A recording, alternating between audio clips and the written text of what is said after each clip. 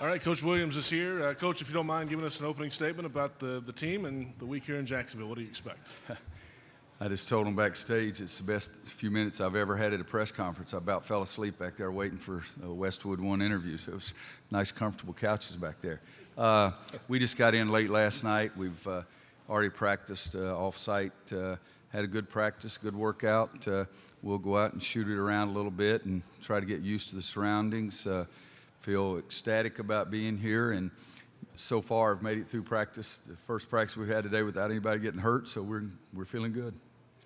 We'll take your questions, name and affiliation. We'll start here on the left, and we'll get across the room. Yes, sir. Hey, Roy. Luke T. Cockrell, News and Observer. When you were on Coach Smith's staff, when Tommy Amaker was a high school senior, you guys had a pretty good guard coming in Kenny Smith. So I understand why Tommy says you guys didn't recruit him. But do you see anything from him as a player at Duke or him working at Duke in this Harvard program? Do you see that DNA there? Completely, because I loved Tommy when he was in high school. I thought he was the most complete point guard out there in his class. He could score, he could defend, he was a coach on the court. He didn't make silly mistakes. He didn't try to do things that he couldn't do.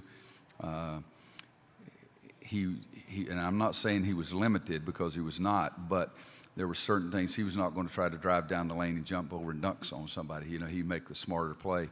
And I think when I watch Harvard, I've watched 2 of their games since Sunday, and I see the same kind of things. His teams, they don't try to do things they can't do. And, I think one of the greatest skills in basketball is knowing your strengths and play into them, and knowing your weaknesses and try to make sure that that's not the biggest factor. And that's what I see when I see his teams play. Tommy's been a guy that I've really enjoyed. We had a moment to visit out there before our required meeting. And when we say hello, it's a very genuine hello. It's not just, wave or give him a dead fish handshake or something like that.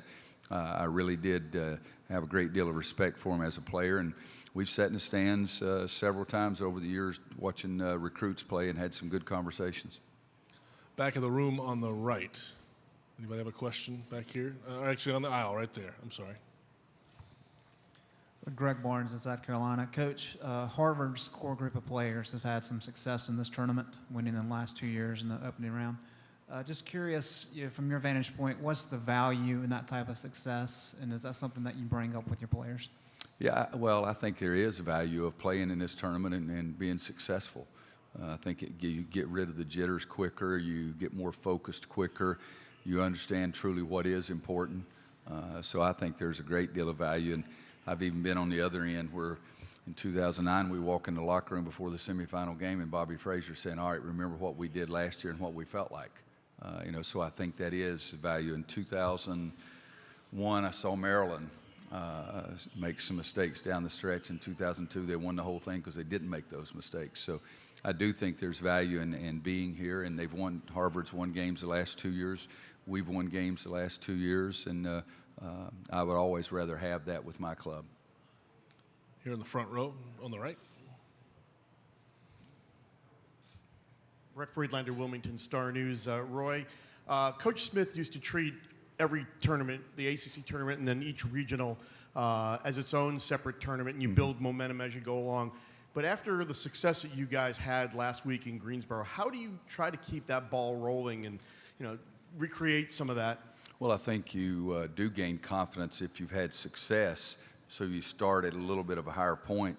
But I told our guys that, we're going, and if we play real well and focus on Harvard, perhaps they'll let us hang around and play another game. And we're not trying to win 6 games tomorrow. We're trying to win 1 game. We're trying to play exceptionally well and hope that helps us win the game. But I do believe you build your momentum once you get into the tournament. And I think we did that in Greensboro in the ACC, and hopefully we'll do it here.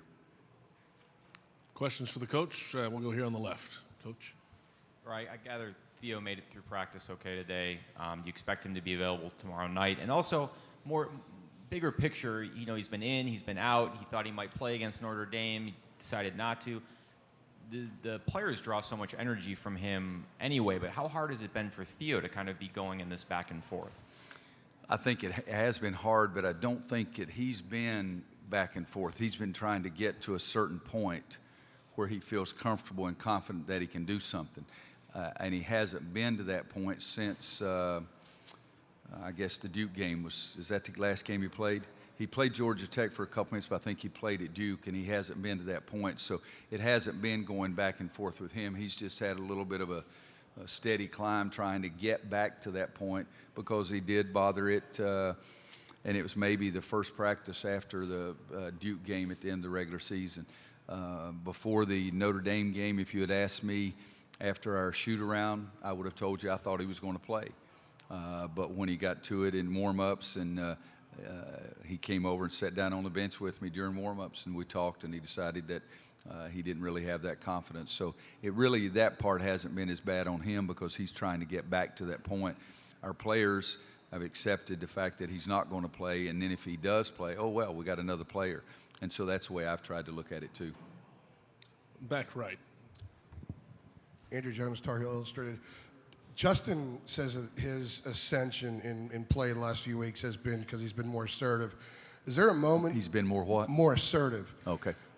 Was there a conversation that you had with him where finally that light kind of went on, or was there a moment that you recall where, okay, he's a different guy now, he's that more assertive guy?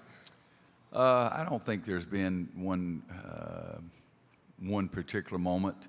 You know, he at Duke, he didn't play very well.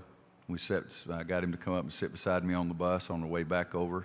You know, it was only 10 miles, so it wasn't exactly a 2-hour conversation kind of thing. And we talked at that time, but I've been trying to get him to understand all year long. I want him to be more aggressive. One game, and I can't remember which game it was, we passed it around. He should have shot it, and he didn't shoot it. And I said, if you're going to be a baby, come over here and sit down. So he shot the next one, he made it, and shot the next one, he made that one too. But it's been a little bit of a continual process, but I believe it has been going up. But I don't know of any one moment, and yet let's understand, you know, after the Virginia game, 22 points, and the sky was the limit. What happened the next game? He was 0 for 7. He's still a freshman. He's still a wonderful kid, but he's not ready to guard number 23 and play like him all the time. In the aisle in the middle, Mike's coming your way. Robbie Rosenhaus from CBS Sports Radio. How important is tempo with this year's team, or setting the tempo and kind of adjusting it as you go along? Well, I don't think it's as important, because we haven't been able to set it where we wanted it very well, so we've had to sort of play other people's tempo more than I want to. We've had some teams in the past that were good enough to make them play our way, and we haven't been able to do that quite, not very often at all. It's like, I'll use Andrew's word again, assertive. We haven't been as assertive as establishing the tempo ourselves, and so, which is okay. You know, I've said 100 times that I'd much rather win, 90 to 80, but if we got to win 60 to 50, you got to be able to play different styles. If you can only play one way, you're going to meet somebody else that's really good at their way, and then you're really in problems. So I've never been one to say, gosh, if we can't run the ball, we can't beat those guys. I've just never believed that, but there is a way that I like to play so much more. But heck, we won a game a couple of years ago. We scored 48. And I've had a team that scored 83 and a half before, so 48's not a lot. Other questions? Hand up. We'll get a microphone to you. Everybody good? Coach, Thanks. thank you. Good luck to you. JB, thank you. Appreciate you very much. Yes, sir. Thank you.